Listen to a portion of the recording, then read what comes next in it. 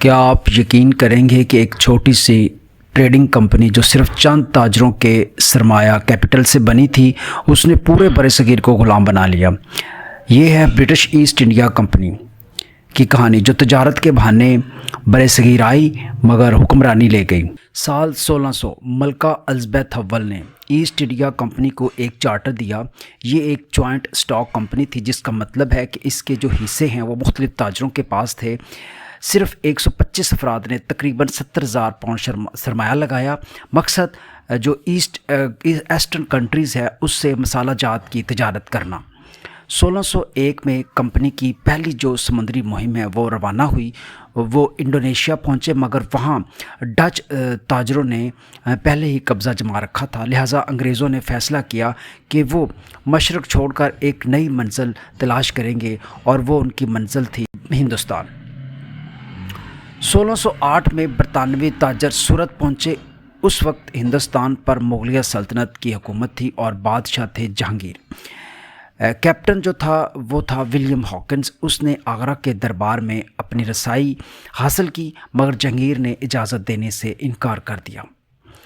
1612 میں کمپنی نے پرتگالیوں سے سمندری جنگ لڑی، جسے بیٹل آف سویلے کہا جاتا ہے۔ یہ کمپنی کی پہلی فوجی فتح تھی۔ اس کے بعد سر تھامس رو جہانگیر کے دربار پہنچے اور کمپنی کو تجارتی اجازت یعنی کہ ٹریڈنگ رائٹس حاصل ہو گئی۔ اب کمپنی نے مدراس، بمبئی اور کلکتہ میں اپنے اڈے، اپنے پنجے گاڑے۔ وہ کپاس، ریشم، انڈیگو، افیون اور اس طرح کی چیزوں کی تجارت سے امیر ہو گئی۔ آہستہ آہستہ کمپنی نے اپنی فیکٹریوں کو قلعوں میں بدلنا شروع کر دیا تاکہ وہ فوجی طاقت بھی حاصل کر سکے۔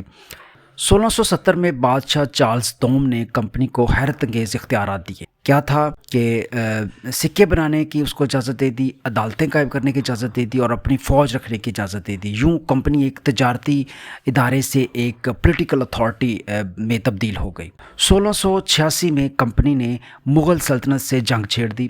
یہ جنگ کمپنی کے جو گورنر تھے جوسیا چائلڈ، اس نے شروع کی تھی۔ اورنگزیب نے انہیں بری طرح شکست دی، کمپنی کے اڈے بند کر دیے اور ان پر بھاری جرمانہ عائد کیا، مگر چند سال بعد ایسٹ انڈیا کمپنی کو پھر معاف کر دیا گیا۔ 1707 میں اورنگزیب کی وفات کے بعد مغل سلطنت بکھرنے لگی۔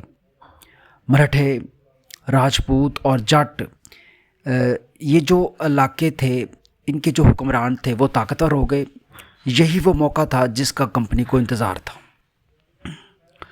1717 میں بادشاہ فرخ سیر نے کمپنی کو دستک سسٹم دیا، یعنی وہ بغیر کسی ٹیکس کے تجارت کر سکتے تھے۔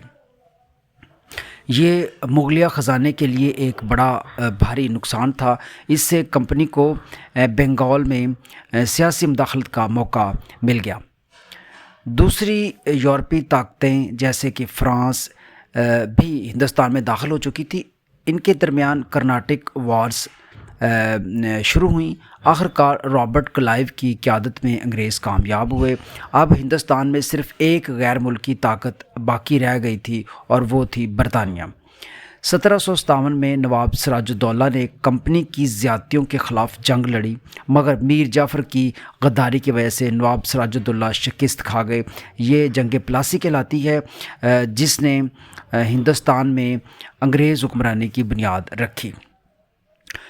1764 میں میر قاسم، شجاع الدولہ اور شاہ عالم دوم نے مل کر انگریزوں سے جنگ لڑی، مگر پھر شکست ہوئی۔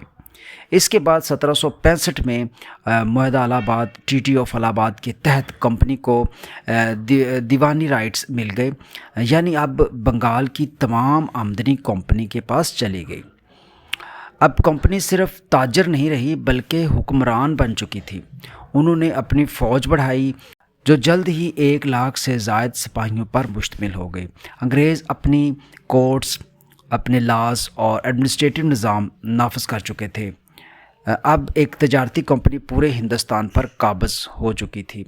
کمپنی کی لوٹ مار سے بنگال میں قحط آنا شروع ہوا، بنگال میں قحط پڑنا شروع ہو گیا۔ 1769 سے 1773 کے درمیان लाखों लोग भूख से मर गए, मगर कंपनी ने अपनी जो दौलत है, अपनी जो वेल्थ है, वो लंदन भेजनी शुरू कर दी, जारी रखी।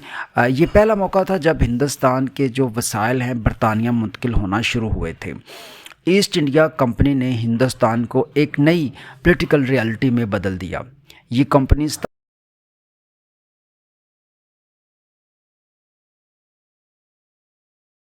ये कंपनी 1874 में ख़त्म हुई, मगर इसके बनाए हुए सिस्टम यानी कि जुडिशल सिस्टम, टैक्सेशन सिस्टम, फ़ौज, रेलवे, हत्ता कि ब्यूरोक्रेसी आज भी साउथ एशिया में मौजूद है। ये कहानी हमें याद दिलाती है कि ताकत हमेशा तजारत के बहाने आती है, और कभी कभी जो ट्रेडर्स हैं वो क्राउन बन जाते हैं, बादशाह बन जाते हैं।